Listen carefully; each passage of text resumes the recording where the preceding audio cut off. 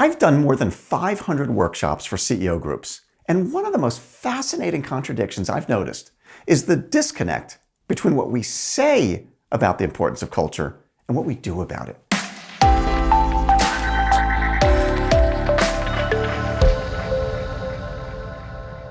Let me explain. There's an exercise I do where I ask the CEOs to rate on a 1 to 5 scale the impact that culture has on the bottom line, with 1 being it doesn't have much impact at all, and 5 meaning it's a really big deal. And we're talking hardcore financial impact here, not fluffy stuff. So I go around the room and I ask each CEO where they'd rank it. Typically, I'll get a few 4s. Most people will give it a 5.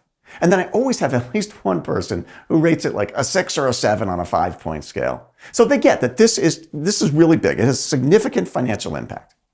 And then I ask them, so how many of you have some kind of a strategic planning process where you determine your most important goals and priorities for the year, and you select your KPIs, you work out a plan to accomplish them? Almost everybody raises their hand.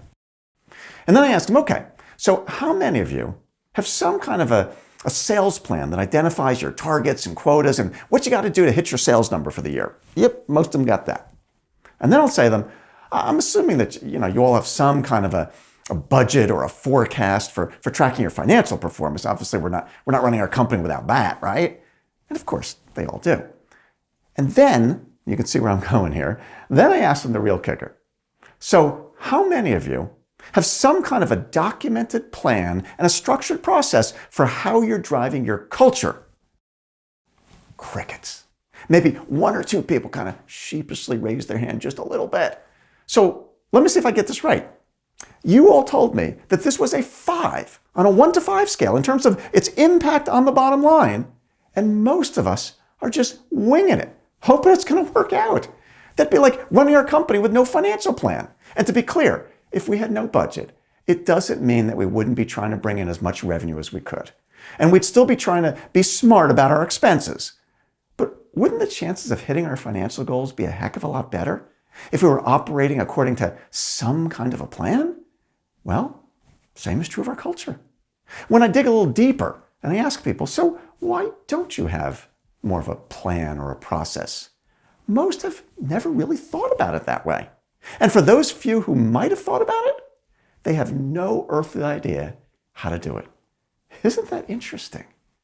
You see, I say that if culture is as important as we all claim it is, and I certainly have no reason to doubt that, then we should be as systematic about our culture as we are about our finances or our sales or operations or any other important part of our business. In fact, we should have an operating system for our culture. Like any other operating system, there should be an overall system design. There should be standardized best practices. There should be a way that we teach and practice the components. There should even be measurement and accountability around it. I mean, we happen to teach a system just like that. It's one that I created as the CEO of my first company. And it's one that we've now fine-tuned with hundreds and hundreds of companies. We call it CultureWise. But whether you use our system or your own, this is not something that we should just be leaving to chance and hoping that it's going to work out okay. See, there's a line that I wrote in my second book, Culture by Design. And I think it best captures this idea. It goes like this. Good companies have good cultures by chance. But world-class companies have world-class cultures by design. In other words, if you're a good leader, you're naturally going to do many of the right things. You're going to hire good people, and you're going to treat them well. Not because you read a book that said you should treat your people well, but because you wouldn't know how else to do it. You're a good person. And if you do that, you'll have a pretty good culture. You're not going to fail. See, what we teach is not the difference between success and failure. Shoot, how can I claim it is? A whole lot of people, including probably you, have built good companies without doing any of the things that we teach. No, this isn't the difference between success and failure. It's the difference between being good and being extraordinary, because that's a whole different game. You see, the best companies, the truly extraordinary ones, understand just how important their culture is to success, and so they don't leave any of it to chance. It's just too important for that. Instead, they're incredibly intentional and purposeful and systematic about every aspect of their culture. None of it is left to chance. So here's the bottom line. If culture is as important as we all say it is, and you want to build a truly extraordinary company, then whether you use our system, you use somebody else's method, or one of your own making, you've got to have a clear, concrete operating system for your culture. Anything less than that, and you're shortchanging yourself and your people.